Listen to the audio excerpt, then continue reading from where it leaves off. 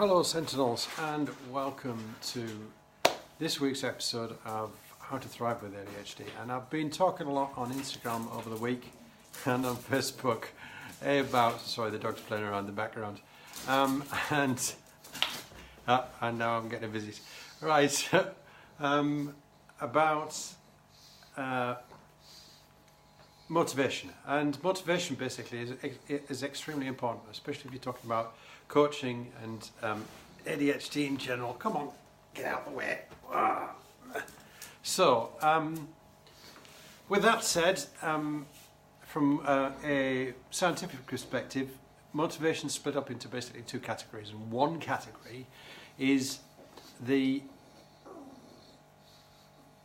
autonomy side of things. And autonomy basically means that you're interested in what you're going to be doing from a selfish perspective, quite simply, and also you are then committed to actually what you're doing. Your actions are basically aligned with your true self. And what usually results in where most everybody lives, certainly the way that the world is actually set up today, is we actually lie on the other side, which is under control. And control basically is then there's two subcategories of that. One is compliance, the other one is defiance. Now that may sound quite normal, because that is actually the way the world works. So from a competition perspective, or from sort of gold stars at school, incentives at work, that type of thing, we all know in very practical terms that just doesn't work. So the subprime mortgage crisis in the US would be a good example. Things like Bernie Madoff, Jordan Belfort, that type of thing, the Wolf of Wall Street, I'm sure you've actually seen that, sort of $200 million down the tube, and that was all based on bad incentives. And that was external, or people being pressured, in quotes, for wanting to get their bonus, then doing the wrong thing. So what is the alternative to all of that? And I've been talking a lot about the downside of it, but the alternatives that are basically looking to build yourself as a person with ADHD, an environment or environments looking for them, either within the company or the organization you're already in, or as an entrepreneur, actually the same thing, but obviously you're the one that's controlling the actual setup of that, and getting that people to realize that the outcome is the important thing, and then basically just letting them know what sort of behavior you do and don't want to see. That's all you need to do.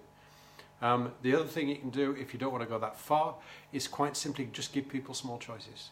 I know that sounds ridiculously small, but that's all you need to do, is give people a little leeway, allow them to choose certain things, allow them to feel as though they're actually involved in something, and that basically gives them the capability to feel autonomous. And when they feel autonomous, they are then interested, committed, and they will keep on doing things without all of the external incentives that are usually required, apart obviously from pay, because without money you can't get anywhere. But things like regular payments or bonuses that always come in, people then, after a while, they'll actually stop working, which is something that's quite common if you're an entrepreneur. I'm sure you'll know this, or will have seen it, that they stop working after a while. You need to put the money up and up and up and up and up, ergo the financial credit crunch. So the way to look at it, I suppose, from just a quick story perspective, is if you're looking at, just imagine, I don't know, it's the 1600s, just as an example, and you had gone out for a good night, got drunk, and you woke up the next day on a ship. Now this was quite common in the UK. That was called press ganging, and it was basically most of the Royal Navy, actually, as it turns out, at that particular point in time. The feeling you must have in a situation like that would be very disempowering, and I'm sure you'll agree that it would alienate you, to say the least, but it wouldn't exactly empower you to actually want to do anything. Now, I suppose a good captain of a ship will enforce discipline, will also be able to actually motivate people, and the motivation is a bit, the motivation that here would influence is saying, right, okay, you are going to be doing this for king, country, and to save your own people, your own family, because if we don't win this war, the French will take over England or will invade England.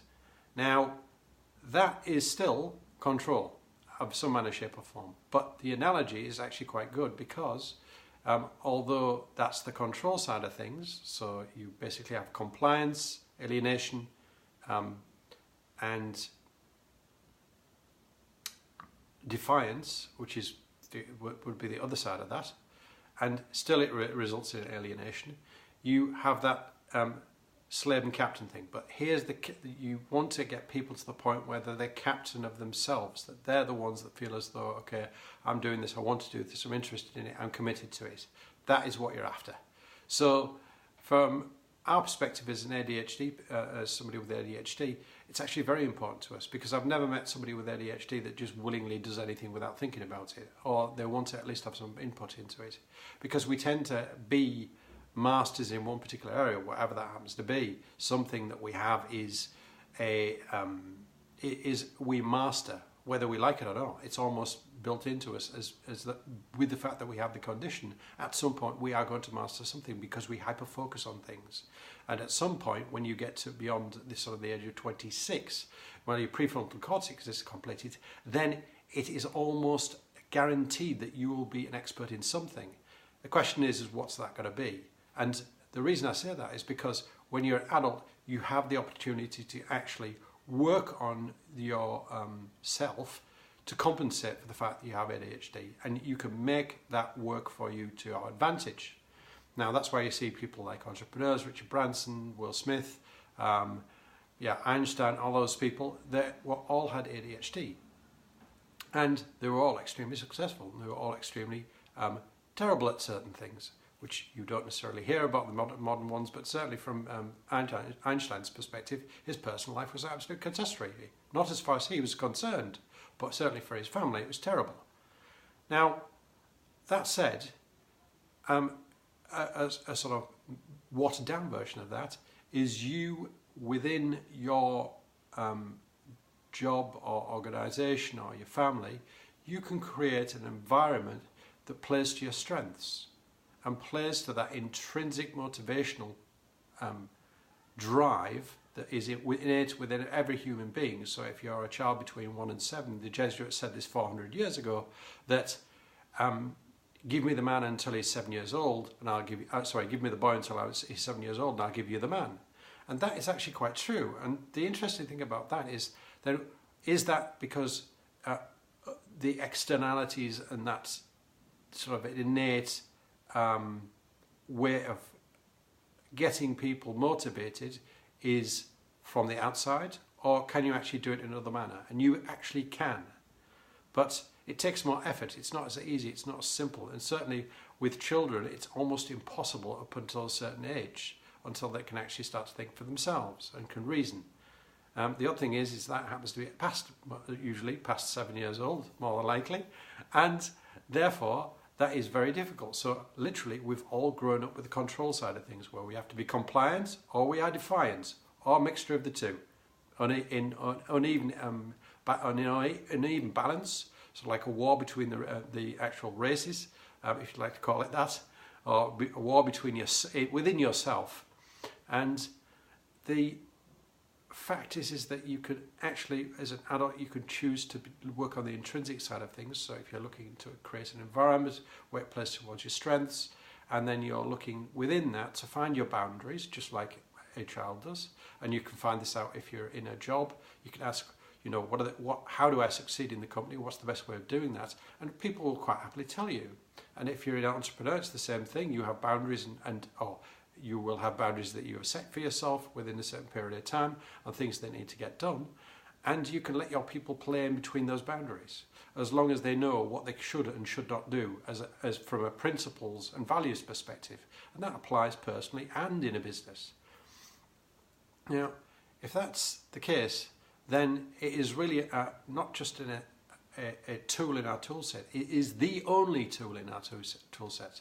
Because if you want to make change and have it applied to yourself certainly from a coaching or learning perspective, the only thing that's going to work is self-motivation, because nobody else is going to do it for you. And as an adult, nobody else is going to actually turn around and tell you not to do it unless you hit a barrier and bang your head against the wall. Now, I've been talking about this as a coach. That's the way I would suggest you need a coach, is if you are banging your head against a brick wall. A, not very healthy. You're banging your head against a brick wall physically. Just imagine that. That's crazy. But if you have somebody that actually looks at it from outside perspective, because we're not very good at actually doing it ourselves, and I'm sure you'll know this if you're talking to friends, then you will be able to see the problems and they'll be able to talk you through. You'll be able to talk with them through those problems, and you'll be able to sort of help the person resolve them. But it's not very often that happens. And with ADHD, it's also that connection, and keeping that. Keeping friends is actually something we find very difficult.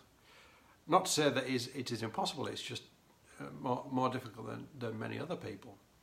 And it doesn't mean that doesn't occur, it's just that the way that we grow up and the way our brains think is we just don't tend to necessarily do that very well. Doesn't mean I've had friends for years and years and years, but I have a very small number of them. And that is something in today's sort of day and age. Everything is based on networks, knowing people. If you want to succeed, you've basically got to build networks. And we can network, but it's not going to be anywhere near, it's something that we're going to be working on with thought and consideration, usually. Not face-to-face necessarily, but certainly if you're talking about as a job, etc. Where somebody might find that a lot easier if, for example, if you know this, if you go on your meds, it's a totally different story. It's a difference like night and day. So that said, if you have ADHD, look at motivation, look for intrinsic motivation, build those environments that you're looking for within your boundaries that you have of being given by life, society, a job, whatever it happens to be, and go out there and find those niches. And niches are the things that actually get paid these days. So if you look at the global economy, it doesn't pay for generalists, although that is what we're actually bringing up in the schools. It pays for specialists. So for example, the Israeli government, they had aerial photos which they wanted analysed. And there were so many of them, basically, that just at that particular point in time didn't have the computing capacity to actually do it. And the number of photos that came in, it was just impossible to do. This was a few years back. It's certainly not possible. It's certainly possible these days, but it wasn't then. So what they did was they came up with a very creative solution. They actually got people with autism, and some of those I'm guaranteed they will have had ADHD, because there is a connection there. It's one of the comorbidities of ADHD is autism, and they are very good at actually picking out the details and seeing the details, because they look at the pictures and then we'll just see, okay, there's a change in the pictures. Whereas a normal person wouldn't be able to see that. And there is a software company, for example, in, I think it's Norway and Sweden, I think it is. Maybe Finland, sorry. And there's 200 people, and every single one of them, they're all autistic. That's it. And there's, for example, in Wall Street, they happen to be traders, and they've all got ADHD. Because we are specialists in something, and we tend to be very good at something. So that's what you need to be working towards. If you're really sensible about it, if you go for a field of knowledge, then you're going to be even more successful, because you can move within the field, learn that particular skill, and then move on, adding those and stacking, basically. When I was talking a few weeks ago about cascades, so you're basically stacking the cards until it becomes a small amount, a bigger amount, basically doing 1, 2, 4, 6, 18, 6, 18, 1, 2, 1, 2, 4, 8, 16, 32, 64, 64, 128, 256, 512, 1024, 2096, that type of thing. And if you keep on doing that, you can become extremely successful, if you want to be. But you can then, as an adult, choose the direction you're going in. And that is my piece of wisdom and training for today on how to thrive with ADHD. Look for your motivation, make sure it's intrinsic, and build those, or find those environments, build them if you can't find them, that make you thrive and make you and play towards your strengths. And I'm sure you will succeed with drug-free ADHD in this particular case, or Superfocus. This is sponsored by LeaderStrive.tv, and as always, have a plan, make it fun, because otherwise they won't do it. Foster wisdom wherever you see it. And I will see you again next week, and have a good morning, a good afternoon, or a good evening, wherever you happen to be. See you later. Bye-bye.